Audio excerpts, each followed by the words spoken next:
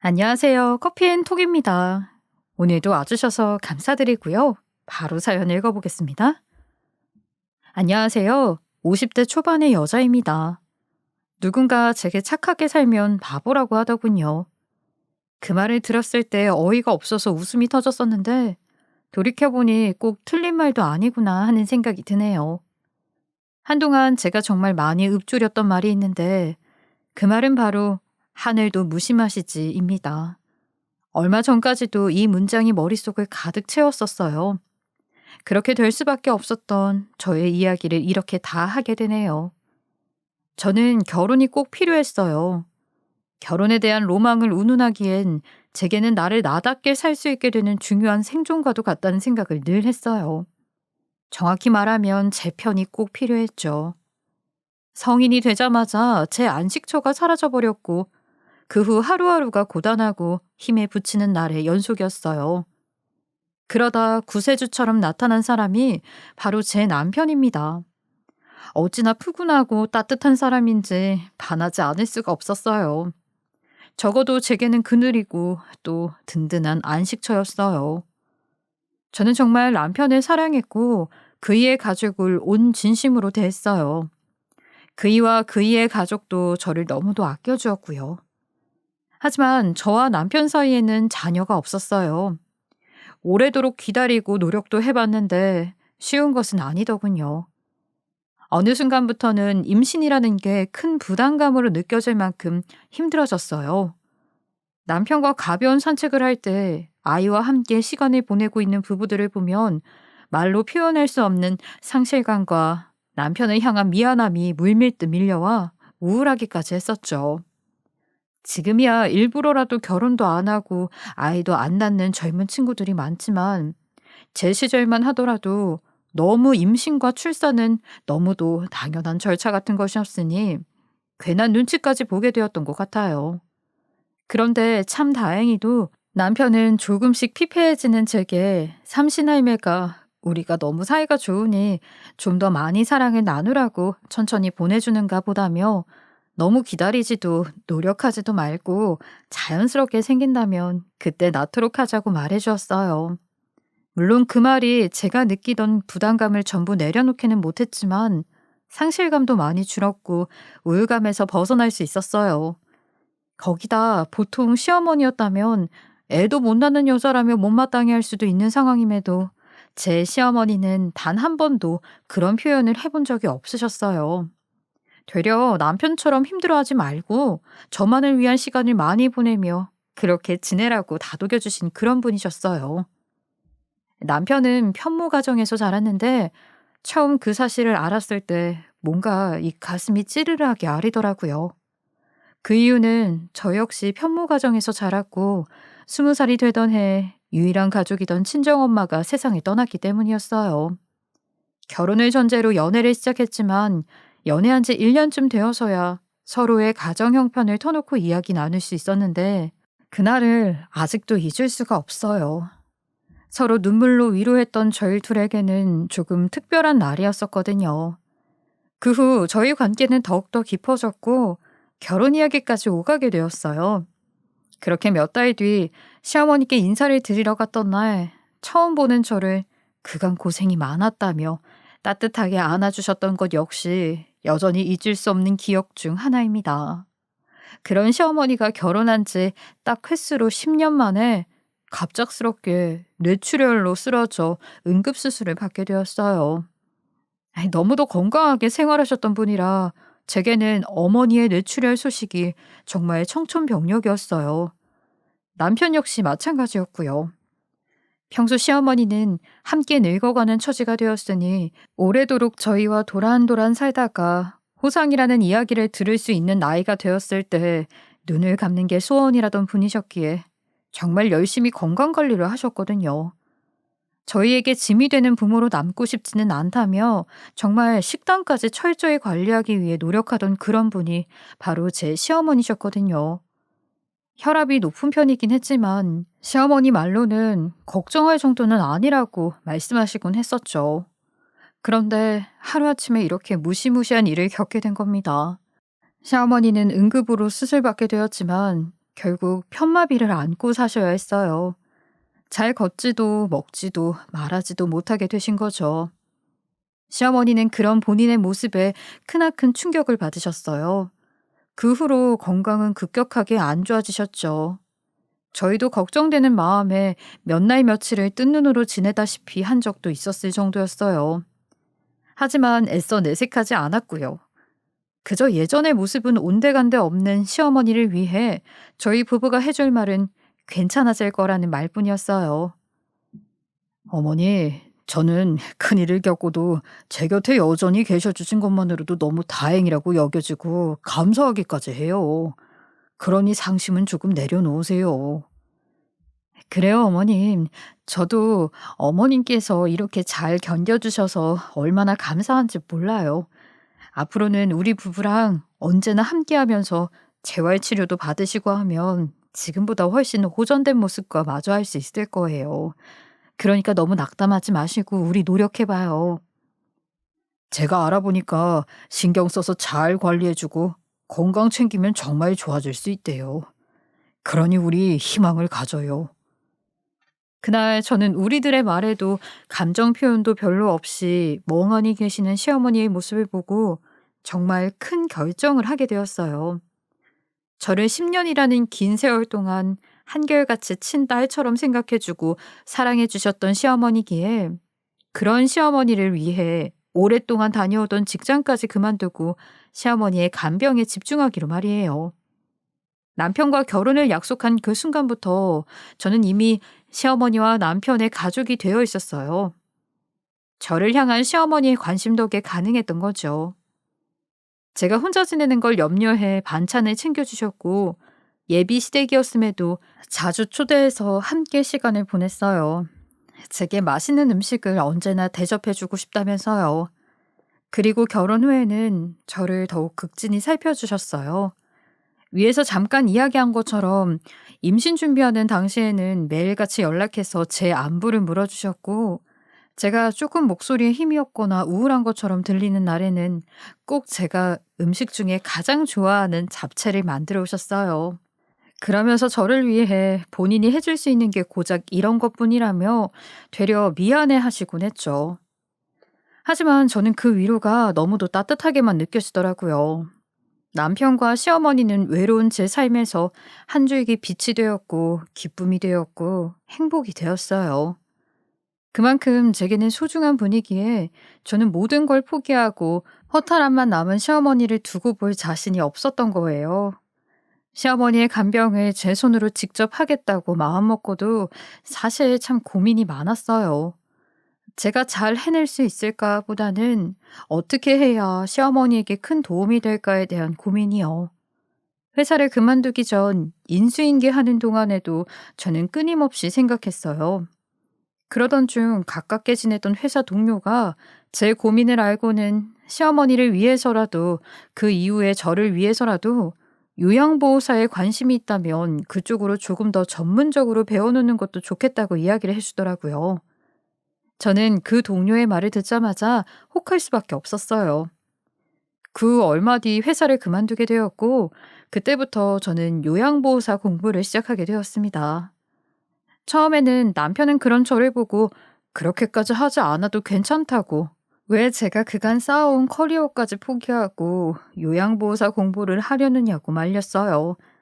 그도 그럴 것이 자신의 친엄마를 자기 대신 아내인 제가 돌보겠다고 나서는 것도 고마움과 미안함이 동시에 들 텐데 제가 시어머니를 위해 그렇게 좋아했던 일까지 접어두고 요양보호사 자격증까지 따기 위해 공부를 시작했으니 마음이 편할 리가 없었겠죠.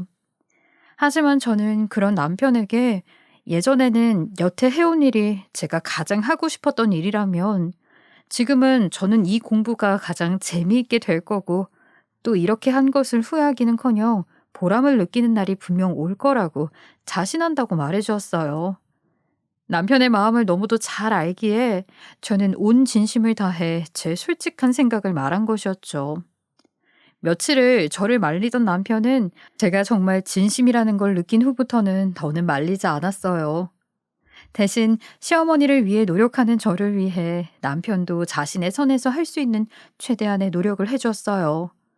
저는 그런 남편 덕에 더욱 열심히 요양보호사 공부와 시어머니를 돌보는 것에 전념할 수 있었고요. 요양보호사라는 직업에 전혀 관심이 없었을 때는 솔직히 이야기하자면 나이 먹은 여성분들이 많이 선택하는 직업 정도로만 생각했어요. 하지만 제가 직접 준비하면서 정말 많은 것을 느끼게 되었네요. 200시간이 넘는 교육을 이수해야 하고 또 그 후에는 국가시험까지 봐야지만 할 수 있는 결코 쉽지 않은 과정이 꼭 필요한 그런 직업이더라고요. 몇 달의 시간 동안 이론 실습을 이수하고 시험까지 보면서 노력한 결과 저는 요양보호사 자격증을 취득할 수 있었어요. 그 후에는 가족 요양으로 정말 극진히 시어머니를 보살피며 많은 날을 보냈어요. 시어머니를 향한 많은 걱정거리 중 식사에 대한 걱정이 정말 컸었어요. 잘 드시지도 못하니 몸에 기운이 늘 없었고 점점 야위어가는 시어머니를 보고 있자니 마음을 놓을 수가 없었거든요. 그래서 저는 시어머니를 전문적인 지식을 가진 후 모시기 시작하면서부터는 삼시세끼 전부 식단까지 짜가며 철저히 건강식으로 식사를 차려드렸어요. 처음에는 음식 거부도 좀 있으셨던 탓에 정말 시행착오가 많았어요. 하지만 노력 끝에 서서히 식사량도 늘고 거부하는 행동도 줄기 시작했죠. 제 노력은 거기서 그치지 않고 편마비가 호전될 수 있다는 믿음 하나로 손에 건초염까지 올 정도로 매일 시어머니에게 마사지를 해드렸어요. 건초염으로 손이 퉁퉁 붓고 염증으로 고름이 차는 고통을 온전히 느끼면서도 말이에요. 하지만 제가 종일부터 시어머니를 보살핀다고 해도 큰 상심에 빠진 시어머니의 감정까지 긍정적인 감정으로 변화를 주기에는 무리가 있었어요. 그렇기에 요양보호사가 되어 시어머니를 모시면서도 끊임없이 공부해야 했죠. 그러다 우연히 아로마 마사지가 편마비를 앓고 있는 사람들의 우울감, 수면 등에 긍정적인 효과가 있다는 정보를 얻게 되었어요. 그 후로는 매주 요일을 정해 마사지의 방법도 조금씩 바꿔가며 시도하게 되었죠. 처음 남편에게 건초염이 생겼을 때 구태여 말하지 않았어요. 하지만 제가 몰래 병원에 다니면서 약을 먹는 걸 알게 되었고 그날 남편이 퉁퉁 부은 제 손을 하염없이 쓰다듬으면서 눈물까지 흘리더라고요. 자기를 만나 제가 그렇게 고생한다면서요. 당신 이 약은 뭐야? 어디 아픈 거야? 아유, 어디가 아픈 건데 무슨 약이야? 아유, 그건 또 어떻게 찾았어? 별것 아니야. 그냥 손이 좀 붓길래 병원에 다녀온 거야. 괜찮아. 괜찮긴 뭐가 괜찮아. 당신 웬만큼 아파서는 병원도 잘 안 다니면서 이렇게 약까지 처방받아 먹고 있는데 그러면서 무슨 어머니 간병하느라 힘들어서 그런 거 다 아는데 왜 늘 괜찮다고만 해? 병원에서는 뭐래? 정말 괜찮은 게 맞는 거야? 아유, 이 사람이 왜 이래? 정말 괜찮아서 괜찮다고 하는 거야. 안 해본 일 하다 보면 이러는 게 당연하지 뭐. 익숙해지면 좋아질 거야. 아, 누가 보면 내가 어디 크게 아픈 줄 알겠네. 나는 어머님 간병하는 게 너무 좋아서 아픈 줄도 모르겠는걸? 당신 정말 손 줘봐. 같이 있으면서 내가 이렇게까지 당신한테 무심했다니 미안해. 무심하고 짐만 되는 남편 만나서 당신이 늘 고생이다. 내가 당신한테 늘 죄인이야. 시어머니가 뇌출혈로 쓰러져 응급수술을 받는 그 순간에도 눈물을 보인 적 없던 남편이기에 그의 눈물이 더욱 애처롭게 느껴졌어요. 모든 것이 복합적으로 뒤엉켜 남편도 많이 지친 탓에 흘린 눈물일 거라는 걸 너무도 잘 알기에 저는 남편에게 더욱 씩씩한 모습을 보여주기 위해 노력했죠. 그 후 남편은 자신의 시간을 쪼개가며 저를 도와 함께 시어머니 간병에 힘써주었어요. 그 덕에 시어머니의 표정은 한층 밝아지기 시작했죠. 저희 부부는 그런 시어머니의 모습에 더욱 힘이 나더군요.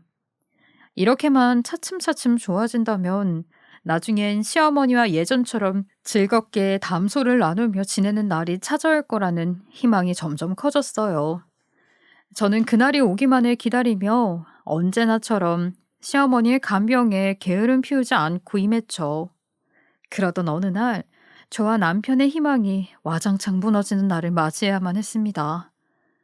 한 번 뇌출혈을 겪고 난 뒤 혈압이 조금 들쭉날쭉해 병원 내원으로 자주 갔었는데, 이렇게 또 그 지옥과도 같던 날을 반복하게 될 줄은 꿈에도 생각 못했어요.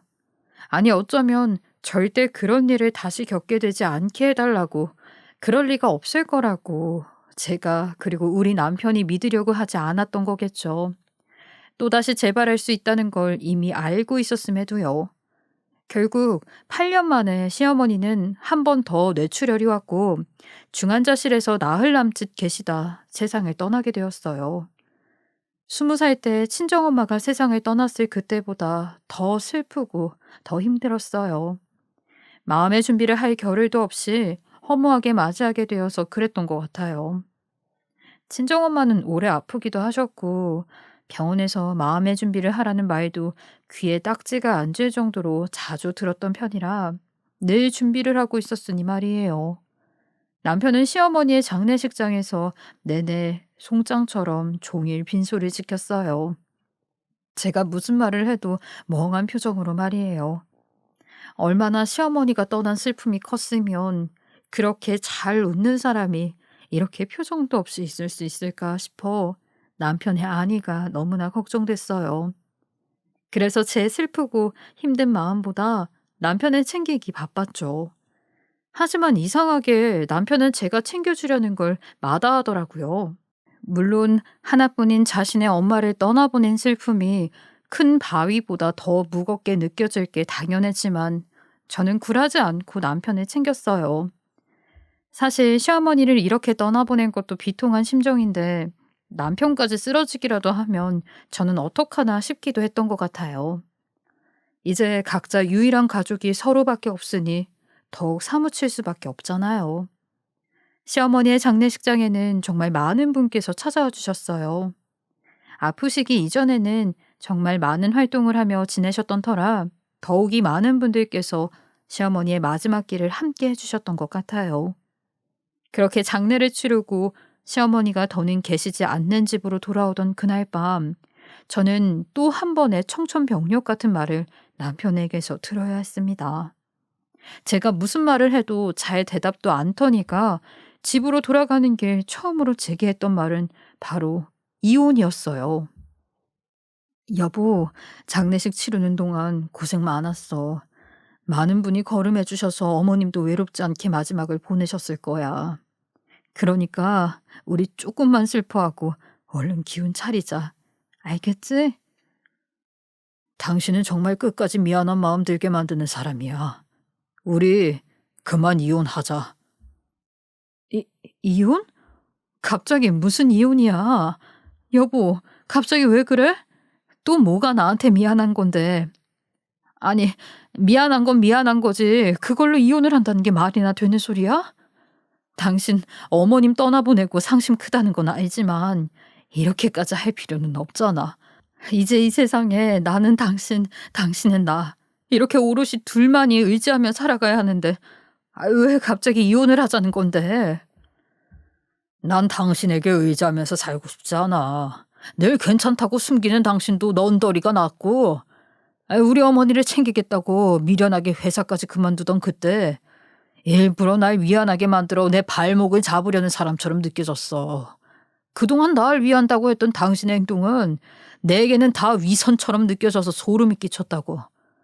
이제 어머니도 안 계시니 우리 관계 그만 정리해.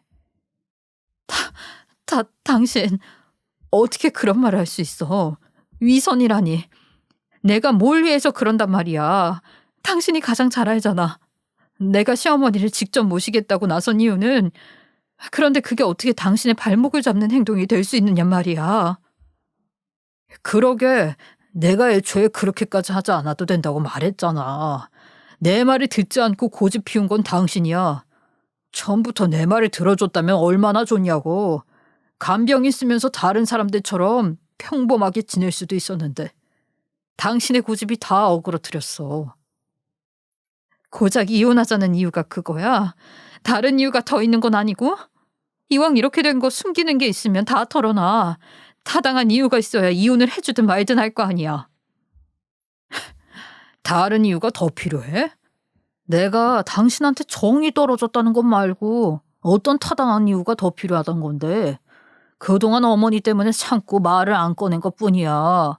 그런데 이제 며느리를 딸처럼 여기던 어머니도 없으니 이혼하자는 거고. 당신 설마 다른 여자 생겼니? 그래서 이러는 거야? 어? 내가 네 엄마 간병에 집중할 때 넌 딴 년한테 온 정성을 쏟았냐고. 다른 여자랑 바람났다고 인정하면 그럼 이혼해 줄 거니? 내 마음이 더는 당신을 향하지 않다는 것도 바람이라면 그래, 나 바람 폈어. 그러니 이혼해. 위자료라도 청구해야겠으면 그렇게 해. 어차피 이제 내 앞가림만 하면서 살면 그만인데 돈이 많아봐야 그게 다 무슨 소용이야. 여보, 당신이 어머님 떠나보내고 마음이 온전하지 않아서 그렇게 생각하는 거야. 한켠에서 혹시라도 나에 대한 원망이 있어서 이러는 거라면 그래, 그게 풀릴 때까지 나를 조금은 미워해도 괜찮아. 내가 보기에 당신이 지금 이러는 게 다 충동적으로 보여져. 그러니까 조금 더 시간을 가지고 생각해봐. 시간을 더 갖는다고 해서 내 마음이 바뀌진 않아. 그냥 우리 사이가 더 망가지기 전에 그만 이혼하자, 제발. 나랑 이혼 좀 해주라. 결국엔 이혼해달라며 애원하듯 부탁까지 하던 남편을 저는 이해할 수가 없었어요. 남편이 바람을 피지 않았을 거라는 생각을 하면서도 어쩌면 시어머니를 간병하는 동안 남편을 미처 챙기지 못한 것이 외롭게 만들었던 걸까? 그게 아니면 제대로 꾸미지도 않고 늘 편한 옷차림만 하고 있었던 것이 꼴보기 싫었던 걸까? 하는 생각들만 들더라고요. 남편이 이혼을 입 밖으로 꺼낸 날 이후 남편과 저는 서로를 향한 시선도 함께 나누는 대화도 전혀 하지 않았어요. 남편은 고의적으로 절 피했거든요. 거기다 안방을 두고 남편은 시어머니를 모셨던 방에서 잠을 잤어요. 그렇게 남편이 이혼 이야기를 꺼낸 뒤 우리는 암묵적 남이 되어가고 있었죠. 그렇게 지낸 지 며칠 남편은 제게 정말 이혼 서류를 내밀더군요. 더욱 황당한 건 서류를 내밀면서 한 남편의 말이었어요. 내가 이혼하자고 당신을 종용하는 거니까 재산 분할도 필요 없어. 다 당신 가져. 그동안 우리 어머니 모셔준 값이라고 생각해. 저는 남편의 이 말이 정말 이해가 되지 않았어요. 바람이 났다면 더 악착같이 챙겨야 하는 것 아닌가요? 저는 남편에게 시어머니를 모신 건 내 의지지 당신에게 돈을 받기 위해 했던 게 아니라고 단호하게 이야기한 뒤 이혼 역시 아직 나는 생각할 시간이 필요하니 당장은 절대 이혼해 줄 수 없다고 말했어요. 사실 그렇게 믿고 싶지 않았지만 남편이 정말 바람이라도 피고 있는 거라면 그 부분에선 끝장을 봐야겠다는 생각뿐이었거든요. 그래서 시간이 더 필요했던 거고요. 이혼해도 정확한 이혼 사유를 알아야 찝찝하지 않을 것 같았거든요. 처음에는 절대 우리 남편은 바람필 양반이 아니라고 믿었는데 남편이 이혼에 목숨이라도 건 것처럼 닥달하니 저도 여자이고 사람인지라 점점 의심이 커지더군요. 정말 몇 날 며칠을 남편이 이혼하자는 이유가 고작 제게 정이 떨어져서가 맞을까 고민해봤지만 전혀 납득할 수 없었어요. 시어머니를 모실 때 제가 아프기만 하면 자기가 더 걱정스럽다는 표정으로 저를 챙겨주었으니까요. 그런 행동과 남편의 이혼을 요구하는 이유가 전혀 어울려지지 않았던 거예요. 그렇다고 정말 바람인 건가 하는 의문도 끊이질 않았으니 제게 남은 방법은 딱 하나였어요. 바로 미행이었죠. 저는 그렇게 남편이 이혼 서류를 내민 후부터 남편의 뒤를 밟기 시작했어요. 그런데 남편의 동선은 희한했어요. 인적이 드문 곳도 아니고 데이트 명소도 아니고 여자들이 좋아할 만한 곳도 아닌 다름 아닌 병원이었거든요. 남편은 매일같이 병원을 들락날락거렸어요. 저는 그 모습을 보고 분명 병원 관계자와 불륜일 거라는 확신까지 들게 되었습니다. 아무리 몸이 아프다고 해도 그렇게 수시로 병원에 드나드는 일은 극히 드무니까요. 그곳에서 누군가와 잦은 만남을 갖는 게 아니라면 마른 기침 한 번 하지 않는 그이가 병원에 무슨 일로 가느냐 말이에요. 저는 좀 더 제대로 알아보고 증거를 잡아야겠다고 생각해 아주 제대로 준비를 하고 또다시 남편의 뒤를 밟았어요. 선글라스에 가발까지 쓰고 평소 잘 입지 않는 옷까지 꺼내 입은 뒤 완벽하게 분장을 했죠. 남편에게 걸릴 일도 없으니 남편 뒤를 더욱 가까이 밟았어요. 그런데 남편이 대장 항문외과 진료실로 들어가더라고요. 저는 그 상황이 이해가 되지 않았어요. 분명 제가 남편의 뒤를 따라온 이 병원에 항문외과 전문의 중 여자는 없었으니까요. 마침 많이 바쁜지 정신없이 뛰어다니던 간호사 한 분이 남편이 들어간 진료실로 들어갔어요. 문을 살짝 밀어 어느 정도 닫히긴 했지만 문을 꽉 닫지는 못해서 그 안에서 나누는 대화 소리가 문 밖으로 새어나와 어떤 대화를 나누는지는 들을 수 있었어요. 그리고 저는 그 대화 내용을 듣고는 손이 부들부들 떨려오고 참을 수 없는 눈물이 흘러내렸습니다. 이게 다 무슨 소리예요? 당신이 암이라는 말이에요, 지금? 당신이 여기까지 어떻게 알고 왔어? 어? 갑자기 이혼하자고 했던 게 다 당신이 아픈 탓이었어? 어떻게 이래? 어떻게 이럴 수가 있냐고. 왜 나한테 미리 말하지 않았어? 왜? 우리 어머니 때문에 당신이 그렇게 고생한 걸 다 봤는데 내가 어떻게 말할 수 있었겠어. 더는 당신을 힘들게 할 수 없었어. 그리고 그 마음은 지금도 변함없고. 당신은 왜 이렇게 사람이 미련해요? 어떻게 그 힘든 걸 혼자 견딜 생각을 할 수 있냐고요. 내가 당신의 아내잖아. 유일한 가족이잖아. 그런데 왜 그 모든 짐을 혼자 짊어지려고 해요? 8년이라는 긴 세월 동안 시어머니의 병수발을 들며 그 고생을 했던 당신에게 그 고된 일이 끝나자마자 내 병수발까지 들으라고 내가 어떻게 이야기할 수 있겠어? 나는 그렇게는 못하겠어. 그 고생길을 또다시 되풀이하도록 두고 싶지 않다고.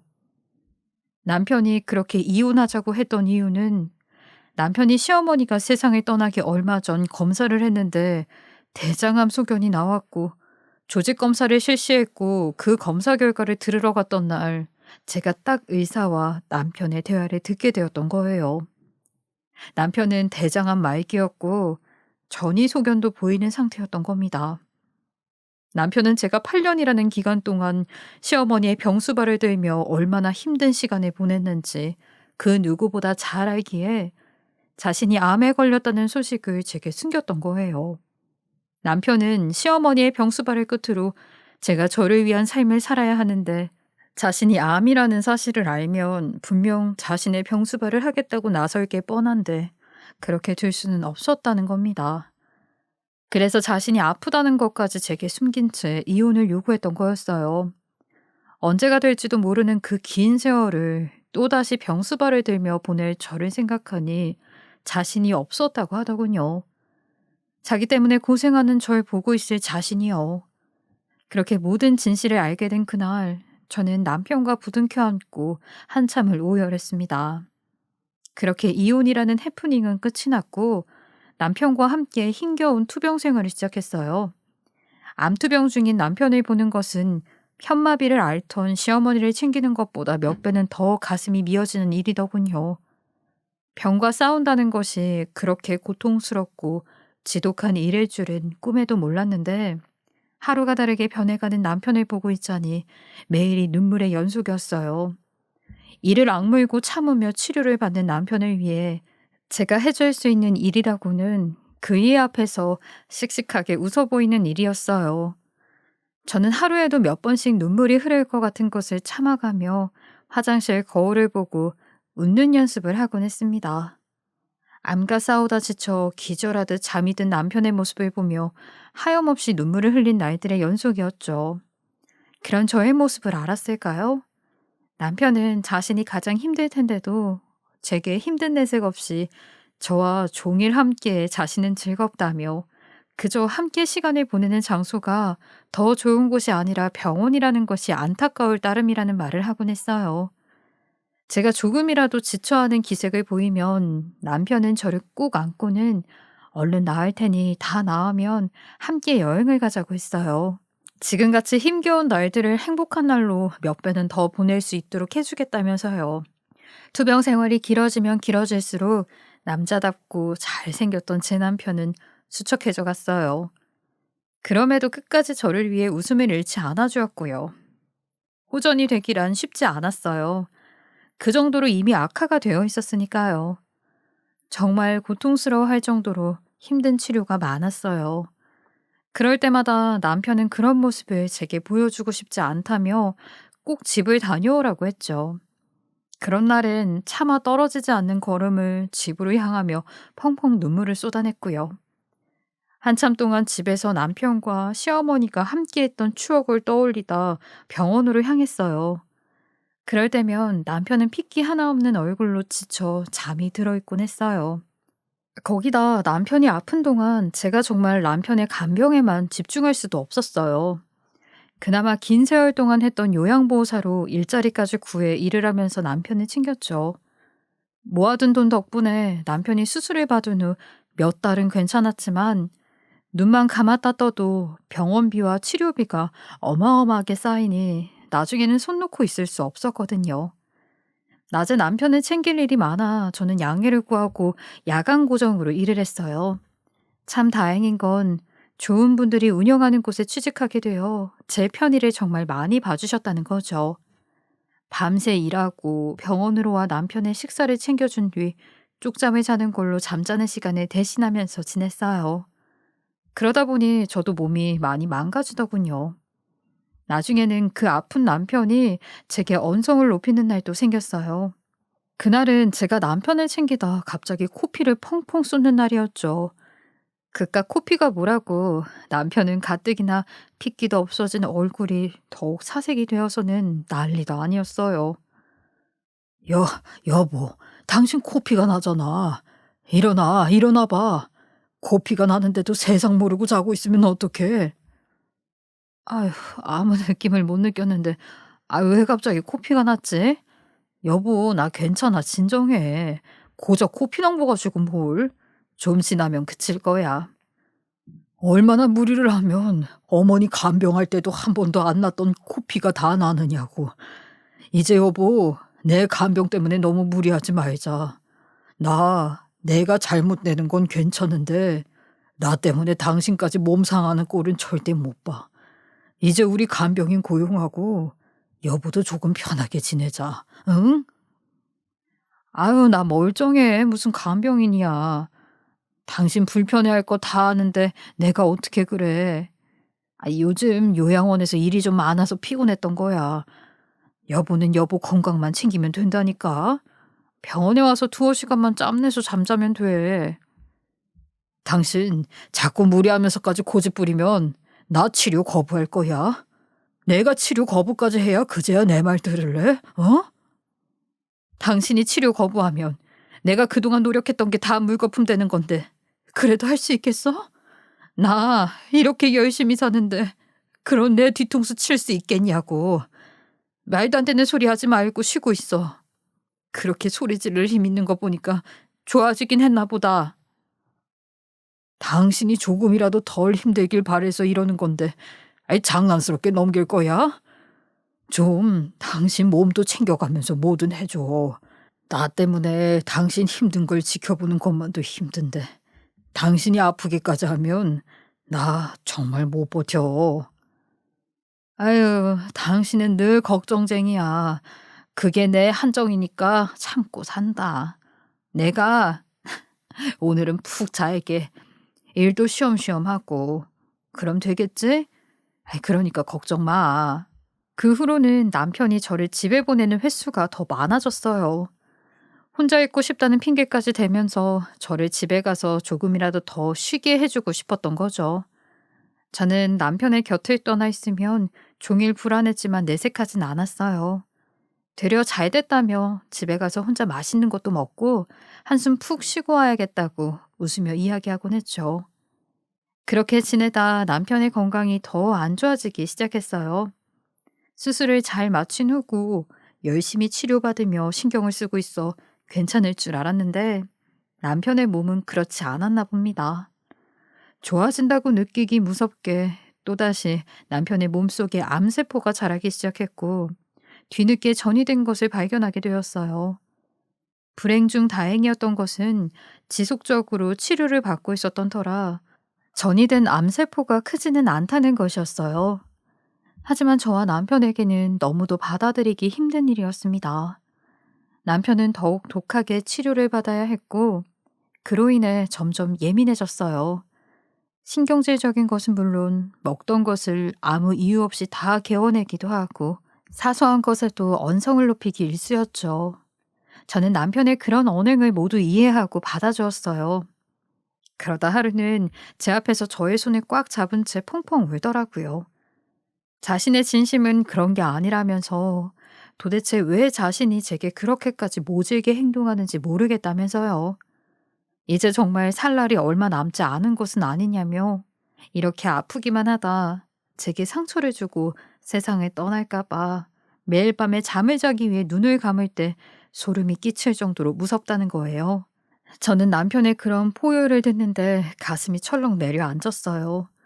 남편이 긴 투병 생활을 하면서도 단 한 번도 무섭다는 이야기를 해본 적이 없었으니까요. 저는 그런 남편에게 그 어떤 말도 할 수 없었어요. 저와 남편은 그 이후 눈물을 흘리는 날이 더 많아졌어요. 남편은 제게 성질을 부릴 때마다 화내는 표정과는 어울리지 않게 눈에는 눈물이 고여 있었어요. 그런 모습이 저를 더욱 슬프게 만들었죠. 그러던 어느 날 남편이 그날따라 이상하게 몸이 가볍다며 전혀 아픈 것 같지가 않다고 말하는 거예요. 저는 그 독한 치료가 이제 적응이 된 건 아닐까? 아니면 다시 빠르게 호전되어 가는 건 아닐까 기대하게 되더라고요. 간만에 남편과 병원 주변을 산책까지 할 정도로 남편은 좋아진 모습을 보여주었어요. 그날은 오랜만에 우리 부부 사이에서 웃음이 끊이질 않았던 그런 날이었어요. 하지만 이 간절한 행복은 그날이 마지막이었습니다. 그로부터 3일 후 제 남편은 세상을 떠나게 되었어요. 남편의 병실을 비우고 병원에 딸린 장례식장에서 장례를 치렀어요. 정말 어떤 정신으로 장례를 치렀는지도 기억이 나지 않았어요. 그런데 장례식 마지막 날 남편이 입원해 있던 병실에 간호사가 뛰어와서는 제게 꼬깃꼬깃한 종이봉투를 하나 건네는 거예요. 저는 이게 뭐냐고 물었더니 간호사 말로는 인사라고 말해주더라고요. 저는 처음에는 그게 무슨 말인가 싶었어요. 하지만 종이봉투를 열어 그 속에 담긴 것을 확인한 뒤 간호사의 말이 전부 이해되었습니다. 그 종이봉투에 담긴 것은 남편이 처음이자 마지막으로 제게 쓴 편지였어요. 그 편지에는 자신이 저를 처음 만났을 때 정말 행복했던 추억을 그리워하는 남편이 담겨 있었고, 제가 시어머니를 모실 때 무심했던 자신의 모습을 반성하는 남편도 담겨 있었으며, 저와 끝까지 행복하길 바랬던 수줍은 남편도 담겨 있었어요. 마지막은 우리의 언제나를 기억할 수 있는 사진이 그려져 있더군요. 제 남편은 어쩌면 자신의 마지막을 정말 알고 있었던 건 아닌가 하는 생각이 여전히 듭니다. 그렇지 않다면 이 마지막 인사를 준비해 둘 리 없었을 테니까요. 제 마음을 들여다보지 못하는 많은 분들은 어쩌면 제 인생은 제가 아닌 타인으로 인해 굴러갔던 굴레 같다고 말할지도 모릅니다. 또 다른 분들은 제가 착해서 그렇게 시어머니며 남편의 병수발까지 들었다고 말하겠죠. 하지만 저는 오롯이 저를 위해 그 일들을 해왔어요. 제가 행복하게 살아가기 위해 선택한 것들이니까요. 제 시어머니는 제게 친엄마와 또 같은 깊은 사랑을 주셨고, 제 남편은 저에게 온 우주를 선물해 주었어요. 그러니 저도 그들에게 깊은 사랑과 온 우주가 되어주고 싶었던 겁니다. 부디 시어머니와 남편이 제게 미안함을 안고 있는 것은 아니길 그저 바랄 뿐이에요. 오늘 이렇게 제가 사연을 쓰게 된 날은 바로 제 남편의 일주기가 되는 날이에요. 그 어떤 날보다 남편이 사무치게 그리운 날이라 이렇게 사연으로나마 저 스스로를 위로하기 위함이었어요. 이제 남편을 그리며 힘겹게 하루하루를 보내는 날을 끝내볼까 합니다.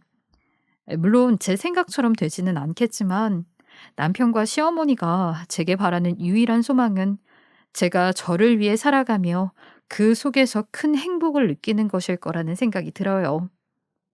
평생 그립고 보고 싶은 사람으로 남을 제 남편이 제게 눈물 짓게 만드는 인연이 아니라 떠오를수록 웃음을 피워주는 그런 소중한 사람으로 추억되길 바라봅니다.